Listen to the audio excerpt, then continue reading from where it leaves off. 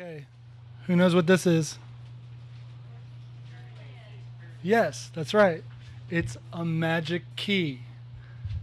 And what this does, if you are at Children's Fairyland in Oakland, which is this somewhat hokey but pretty charming little storybook theme park nestled upon the shores of Lake Merritt, is you can turn this in a talking story box, and out comes a fairy tale or a nursery rhyme or some information leading you to a nearby discovery.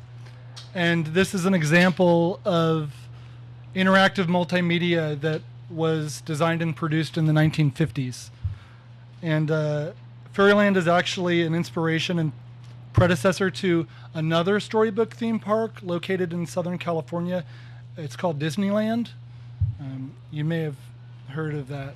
And my unwitting introduction into the public arts was as a child performer at Fairyland. And I was 10 years old, and with my sister, we would stroll through the grounds in costume as Jack and Jill with a pail, and we would interact with the young visitors and do performances on the stage. And this was actually a great time for me because, you know, I'm not quite an adult, obviously, and this is a place where you can literally fall down a rabbit hole, like go down a slide into a tunnel like labyrinth with funhouse mirrors and dioramas of the Cheshire Cat or murals of the White Rabbit through a maze. And you can be strolling through the park and stumble upon a yellow brick road which leads you to an Emerald City. And of course there's the magic keys and the talking story boxes, which I still find to be really wonderful, and I take my son there all the time.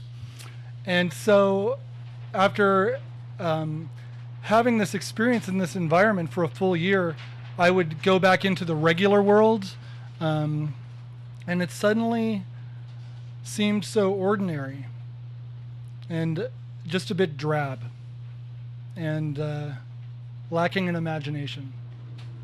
And it was definitely an early influence for me in my creative work. And since that time, both in my work and my personal life, I've made it my aim to infuse more variability and play into the civic realm.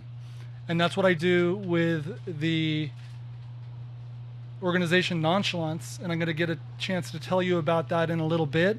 But first, I wanted to offer you a little bit of context for what I mean when I say the third place, or the civic realm. So it was the sociologist Ray Oldenburg who coined this frame, the third place. And the third place is that space which exists between the first place and the second place. And the first place is home, and the second place is work. So there's where you live, and there's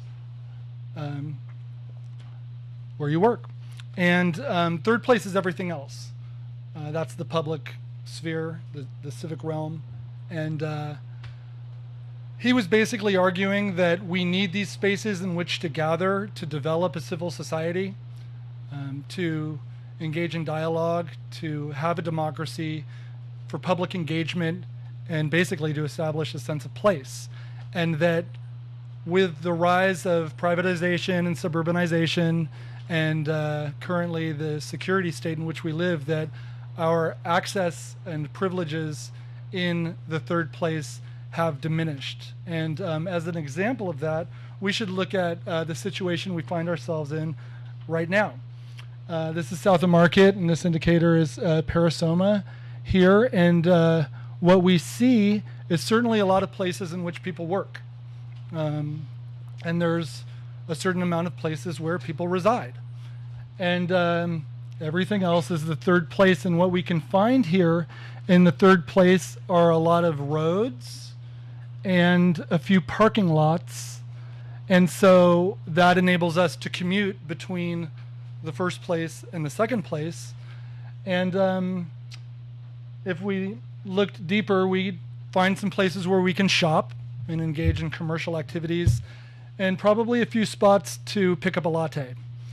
And besides that, we're hard pressed to really find spaces that we're allowed to do anything else in. And I was a little bit worried when I brought up this overview, because directly across the street, attached to the church, there is this little plaza. And when I arrived here, I found out that it was all gated and locked up and totally restricted. So that's all I could really find there. And so, imagining doing something different besides commuting and shopping and drinking lattes in this place, and like creating a piece of artwork, or congregating in a large group to do an activity, or to simply sleep, or to make out. These are all viewed as somehow questionable, dubious activities, and I know this from experience, that you can be questioned doing any of those activities, and they're not generally sanctioned. And so, now there are a few places in the civic realm that are designated for play, and those are namely playgrounds, which are for small children, and sports field, which are generally spaces for organized athletic activities that are attached to educational institutions. So it's almost as if in our society, by passing through adolescence, we've suddenly forfeited our desire and our right to behave playfully. And you can see that that's true in the fields of anthropology and sociology, where there are next to zero research studies or projects dedicated to the behavior of play in adults. And that's beginning to change slowly. And I have a feeling that that is somehow indirectly correlated to a rising movement of artists and designers who are trying to stage urban interventions and reclaim public space. And that takes the form of things like pervasive games, like Urban Capture the Flag or Zombie Tag, or flash mobs. I'm sure you've heard about these group pillow fights and activities like this where people suddenly show up and then they dissipate. And street art, graffiti and guerrilla art, stencil, wheat paste, or guerrilla event productions like the Liberation Drive-In. And I've been involved and associated with all these activities over the last 10 years or so. And so they're definitely something to be celebrated and something that's raised our awareness about the issues that I'm talking about. But they fall short in the sense that they're temporary and fleeting. And that means that when that piece of artwork is painted over, which it surely will be, or that event concludes, we really quickly default back to the status quo, where the three sanctioned activities are commuting and shopping and drinking lattes. And so the question we were asking ourselves at Nonchalance is, how do we fuse a playground mentality into the landscape and into the architecture around us, and provide experiences that aren't fleeting? And this was really a riddle I was trying to crack from a long time ago, on how to loosen these restrictions and encourage other behaviors in public space. And the nutshell answer that I came up with on why there's so much restrictions to play in public space is really liability against personal injury, which is sad. But beyond the kind of logistical or legal constraints, I'm really talking about the spirit of our society and what we can do and what we can communicate and what we can engage in and how we can activate that space and have more meaningful experiences. And I was just imagining this less ordinary world, one in which you could totally stumble upon a trap door, go around a corner that led you to a hidden discovery or some clandestine world or something that was suddenly really stimulating and engaging and was going to take you further and further. And so this was the universe that I imagined and attempted to create.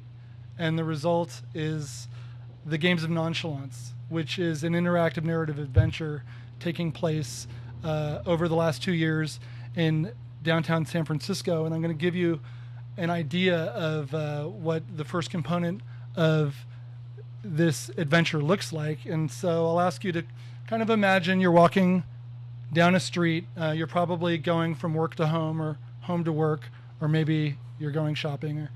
And you see a flyer on a telephone pole that is promoting some completely absurd product or service like a human force field or a time camera that allows you to take pictures of the distant past. And if you're curious enough an individual, you might tear off that tab and you might dial that number. And what you'd hear there is a pretty entertaining outgoing voice message from some crackpot explaining the interdimensional specs of their product.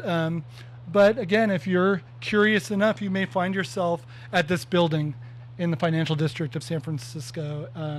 If you go into this building and go to the 16th floor and then speak to the receptionist, they will give you a key with some instructions on it. See, the key. And you'll go around the corner and find this room. And if you enter the room, it's an automated environment where a voice, a really sexy female British voice, instructs you to sit down in the lounge chair provided for you. And that's when a video is presented that's portraying a fictional history of this dubious cult called the Jejune Institute. And then the video might instruct you to look in the side table for this very obscure looking form, and you might stamp the form and end up back out on the streets of San Francisco where suddenly you're sleuthing for clues. You're looking for things that are embedded into the environment around you, like the timecraft anchor, which is welded to a curb. And that might lead you to a parking garage where there's a lockbox that gives you access to a different lockbox, and inside that lockbox, it will inform you of an elevator ride where you go up to a Civic Plaza and there's a statue, and behind that statue is another discovery, which leads to another discovery. And I don't know how these things actually end up cemented into the wall of the St. Mary's Cathedral. That's part of the mystery. And you'll end up in Chinatown with more information and possibly going into other office buildings and out onto balconies and having really site-specific interactions that ask you to interact with the space around you in different ways. And the narrative is threaded within, and you're really re-examining and kind of challenging the parameters of the public space.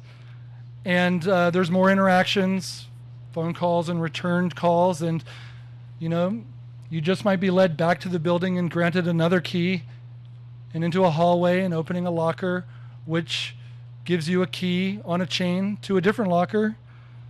And inside that is a peephole, and inside the peephole there may be an automated diorama depicting a different dimension, and with rotating mirrors that reveal a passcode. And that passcode, can take you further into an online world, and you might think that's the end of the experience, but you'd be wrong, because you'll receive another message later that informs you about a pirate radio broadcast that's constantly looping in the Mission Dolores neighborhood of San Francisco. And that's really the introduction to the second episode of what's a 4-part series. And so the question is, how deep down the rabbit hole would you like to go? Because it's pretty fucking deep. And it really never ends.